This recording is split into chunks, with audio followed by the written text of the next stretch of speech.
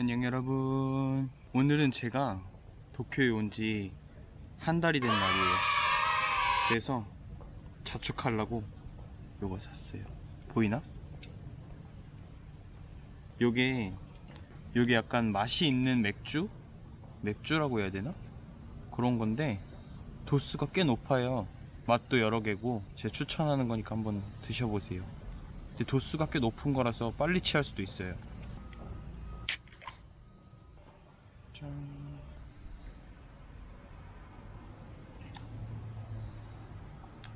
집 근처에 있는 공원에 왔는데 너무 어두워서 지금 화단에 앉아서 얘기하고 있는 거예요. 공원 초입이라 사람들이 되게 많이 지나다녀서 중간중간 끊어가야 될 것 같아. 오늘은 제가 일본에 온 지 한 달이 돼서 느낀 점, 그리고 후기, 그리고 불편했던 거 이런저런 얘기 한번 해보려고요. 먼저 첫째로 돈이랑 언어는 잘할수록 많을수록 좋다. 너무 당연한 얘기겠지만 저는 어느 정도 상대방이 어떤 말을 하면 어느 정도는 알아들을 수 있고, 저도 제가 어떤 말을 쉬운 단어로 이렇게 얘기할 수 있는 상태로 일본에 왔거든요.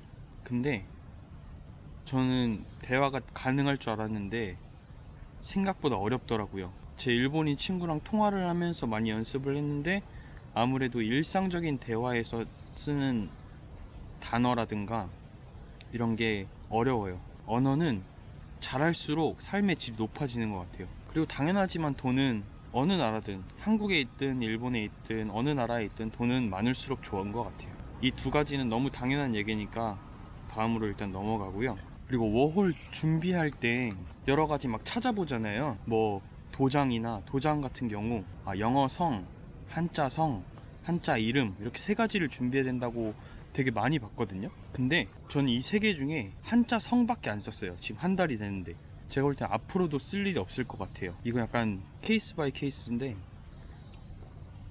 약간 굳이 필요는 없을 것 같아요.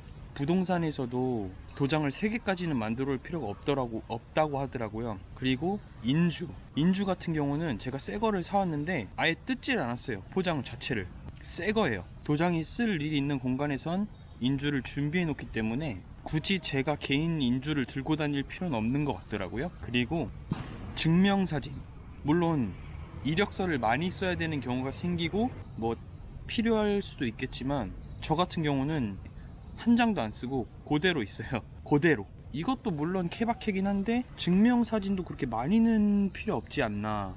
요건 좀 개인적인 생각입니다.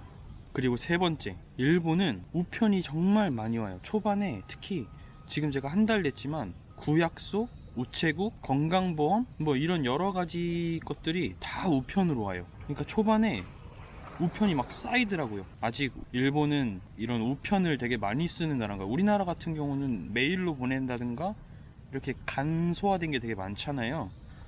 근데 일본은 우편을 되게 많이 하더라고요.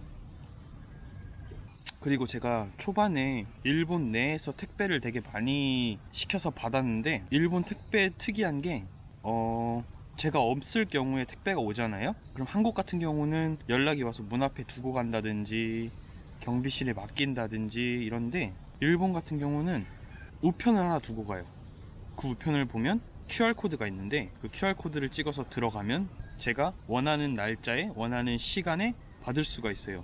오전 아침 일찍도 가능하고 저녁은 9시까지 가능하더라고요. 이거는 되게 편한 것 같아요. 한국에서는 집 앞에 놓고 가니까 이게 없어질 것 같은 생각도 들고 이런데 이거는 사람 대 사람으로 딱 받을 수 있는 시스템이더라고요. 그래서 이거 되게 편한 것 같아요. 그리고 네 번째, 이거는 아마 찾아보신 분들은 되게 많이 아실 텐데 일본에 처음 오시면 전기랑 뭐 가스랑 수도를 개통하고 전화하고 막 이래야 되잖아요. 저 같은 경우는 전기랑 수도는 부동산에서 다 해줘가지고 처음 입주했을 때 다 돼 있는 상태였어요. 그리고 가스는 제가 신청을 해야 되는 건데 신청을 해서 가스 이제 기사님이 오셨어요. 그 가스 불 나오는 걸 확인하시고 뭘 달고 그냥 가시더라고요. 그리고 이게 울리면은 자기한테 연락을 달라 이러면서 연락처를 주고 가셨어요. 그래서 이런 시스템이 있구나 라고 생각했는데 알고 보니까 그게 렌트더라고요. 가스 경보기를 저의 동의를 구하지 않고 그냥 부착하고 가셨어요. 그게 5년짜리인데 한 달에 300엔을 내는 거예요. 워킹홀리데이로 1년밖에 안 있는데 5년짜리 계약이 된 거예요. 300엔씩. 그래서 이거를 나중에 우편으로 그 렌트가 됐습니다 라고 이제 우편이 오는데, 그 우편을 보고 놀라서 전화를 했어요. 그래서 전화를 했더니 그 다음날 와서 바로 떼가긴 하더라고요. 근데 이게 설치가 어찌됐건 됐으니까 첫 달 요금에 300엔이 추가돼서 나온다고 하더라고요. 가스를 신청해서 가스 기사님이 오시면 무언가 달려고 하시면 물어보세요. 이거 경보기냐고. 경보기를 만약에 달고 그냥 가시면 일단 300엔이 추가되신 거예요. 해지를 해도 300엔이 나와요. 그리고 뭐 인터넷이나 테레비 뭐 이런 게 방문 판매 이런 게 있어서 사기를 당하는 경우도 있다고 하는데, 사기라고 해야 되나? 하여튼 이렇게 과금이 되는 경우가 있다고 하는데 아직까지 저는 그런 경우는 없었어요. 그리고 5번째, 이거는 이제 부동산에 관련된 건데, 제가 이제 한인 부동산을 통해서 집을 구해서 왔잖아요. 근데 이게 아무래도 인터넷으로 보고 방을 구한 거다 보니까 주민, 이웃이 어떤 사람인지를 몰랐던 거죠. 제 영상을 처음부터 보신 분들은 알겠지만, 제가 처음 이사 온 날 옆집에서 시끄럽다고 저희 집에 이제 초인종을 눌러서 말을 했거든요. 그때는 제가 이사를 와가지고 이삿짐이 들어오고 막 이러다 보니까 시끄러워서 그런 건 줄 알고 죄송하다고 조심하겠다고 말씀드리고 이제 끝났어요. 근데 그 다음에 제가 일을 구하게 돼서 아침에 출근 준비를 하고 나가려는데 문을 이렇게 열려고 하는 순간 옆집 문이 동시에 열리는 거예요. 동시에 열리면서 되게 큰 소리로 뭐라고 했어요. 제가 못 들었는데 막 소리를 지르시더라고요. 그래서 순간 너무 무서워서 문을 닫고 한 3분 동안 가만히 있었어요. 그러다가 일단 출근을 해야 되니까 어떻게 나와서 출근을 했죠. 출근 준비하면서 시끄러운 소음이 발생됐나 봐요. 근데 제가 첫날부터 그런 소리를 들었기 때문에 되게 조심히 있었거든요. 그리고 아침에 제가 뭐 움직여 봐야 샤워하는 소리랑 헤어 드라이기 쓰는 소리밖에 안 났을 텐데, 그렇게 되니까 좀 덜컥 겁도 나고 좀 이상하다고 생각이 들었어요. 기본적으로 생활하면서 나오는 소음 아닌 소음이 있잖아요. 그래서 이게 방음이 이렇게 안 되나 이렇게 생각했었는데, 그래서 또 조심해야겠다 이거 그 뒤로도 더 조용히 더 조심히 있었어요. 왜냐면은 제가 어디서 본 건데 이건 정확한 게 아니에요. 뭐 주민신고가 3번 이상 들어가면 퇴실당할 수도 있다는 말을 제가 어디서 들은 것 같아서 되게 조심히 하고 있었는데 사건이 터진 거죠. 제가 그때 이제 친구가 와서 외출 준비를 하고 있었어요. 밖에 나가려고. 근데 이제 옆집 사람이 또 벨을 누른 거죠. 근데 이제 문을 열자마자 반말로 시끄럽다, 그리고 우리나라의 좀 강도 높은 욕 있잖아요. 그런 욕에 해당하는 단어를 계속 말하면서 반말로 뭐라고 하시는 거예요. 근데 이분이 제정신인 상태가 아니라 술 냄새가 되게 많이 나는 상태에서 이렇게 얘기를 하시니까 덜컥 겁이 나더라고요. 이게 좀 위험할 수도 있겠다라는 생각을 가지고 있다가 이제 어떻게 대화로 마무리 짓고 집에 이제 그분은 가셨는데, 저희가 나간 상태에서 전화가 왔어요. 관리회사에서 주민신고가 들어왔다는 거예요. 물론 소음 같은 경우는 느끼는 거에 따라 다르게 제가 조금만 소리를 내도 되게 예민하신 분이라면 그게 큰 소음으로 해서 생활에 방해가 될 수 있겠지만, 제가 정말 조심히 해야겠다는 생각을 2번이나 경고를 받았기 때문에 정말 조심히 생활하고 있었고, 정말 일상적인 행동에서 나오는 그런 작은 소음, 진짜 쿵쿵대지 않고 작은 소음이었는데도 불구하고 그렇게 일이 있다 보니까 화도 나고 이제 무섭기도 해서 말을 했죠. 그 관리회사에. 그분이 술도 항상 취해 있고 막 욕도 하시고 반말도 하시는 거 되게 무섭다고 막 이런 얘기를 막 했어요.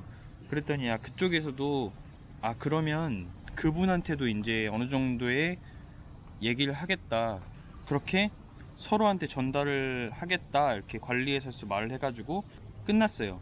또 부동산에다가 방을 바꿔줄 수 있겠냐고 물어봤더니 초기 비용이 똑같이 든다는 거예요. 그래서 포기를 했죠.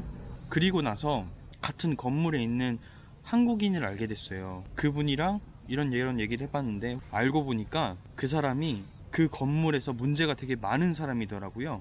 요런 게 좀 방을 안 보고 인터넷으로만 방을 보는 거에 문제점인 것 같더라고요. 그러니까 한인 부동산에서 방을 계약하거나 이런 일이 대다수일 거기 때문에 제가 말씀을 드리는 건데, 이제 워홀을 오실 때 방을 이렇게 알아보시잖아요. 그러면 부동산 관계자분들한테 꼭 물어보세요. 주변 이웃들 간에 트러블이 있었던 적이 있는가를. 되게 중요한 것 같아요. 저는 이런 류의 정보를 얻어본 적이 없어서 처음에 되게 당황했거든요. 그래서 주변 이웃들 간의 문제도 되게 중요한 것 같아요. 어떤 사람이 주위에 사는지 물론 부동산에서 모를 수도 있는데 한 번은 물어보면 득이 되면 득이 됐지 실이 될 건 없다고 생각을 해서 한번 물어보는 거를 추천을 드리겠습니다.